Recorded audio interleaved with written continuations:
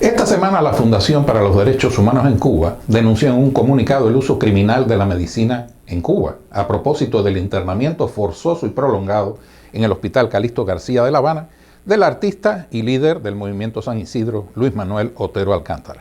El juramento que Hipócrates, considerado el padre de la medicina, tomó a sus discípulos en el siglo V a.C., decía, traducido del griego: en cualquier casa que entre lo haré para bien de los enfermos, apartándome de toda injusticia voluntaria y de toda corrupción. También incluía este compromiso: todo lo que vea y oiga en el ejercicio de mi profesión y todo lo que supiere acerca de la vida de alguien, lo callaré y lo guardaré con secreto inviolable. A este texto se le han añadido otros preceptos éticos. En 1948, después de conocerse los horrores practicados por médicos nazis durante la Segunda Guerra Mundial, se redactó un juramento hipocrático en la Convención de Ginebra, piedra angular del derecho internacional humanitario, que incluye estos dos: no permitiré que entre mi deber y mi paciente vengan a interponerse consideraciones de religión, nacionalidad, raza, partido o clase, y no emplearé mis conocimientos médicos, ni siquiera bajo amenaza, para violar los derechos humanos y las libertades ciudadanas.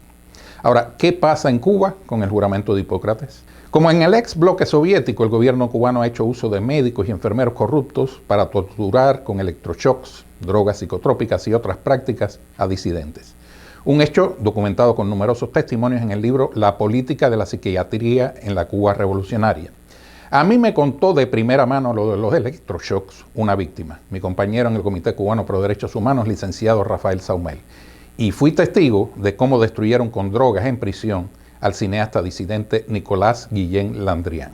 Parte de esa historia del uso criminal de la medicina es el asesinato político. Laura Pollán, fundadora de las Damas de Blanco, murió en el mismo hospital donde está Otero Alcántara, en condiciones sospechosas, nunca investigadas de forma independiente. A no pocos presos y detenidos políticos se les han negado las terapias indicadas o se les han administrado placebos.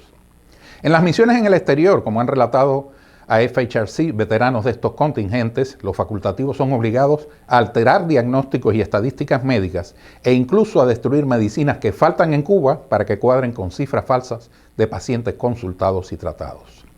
En el caso de Otero Alcántara, a pesar de no estar legalmente detenido, se le ha retenido en el Calixto García por más de 3 semanas, pese a que en una violación del secreto médico paciente se divulgó en los medios estatales que ingresó en buen estado de salud. Se le mantiene incomunicado, se desconocen su diagnóstico y tratamiento, su derecho a la intimidad es violado al exhibirlo en las redes a capricho de la seguridad del Estado y no está en una sala de recuperación por su huelga de hambre de una semana, sino en una psiquiátrica.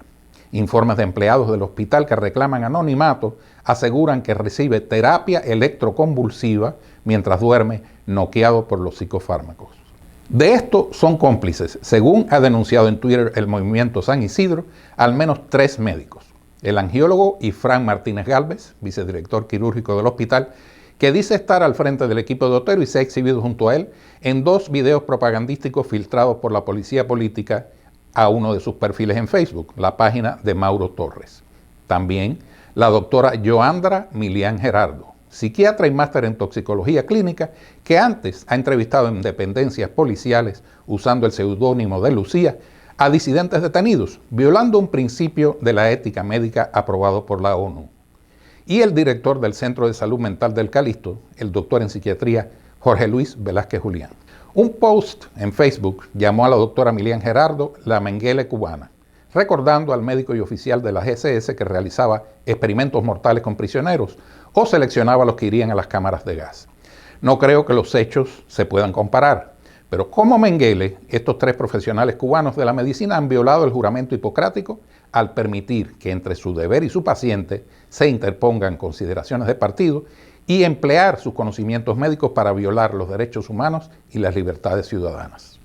Así se ganaron las papeletas para ingresar en las categorías de bata blanca y violentos en nuestra base de datos de represores cubanos, y una responsabilidad legal que ahora y en el futuro puede traerles muy serias consecuencias. Les espero en el próximo Con Cuba con más noticias de la semana.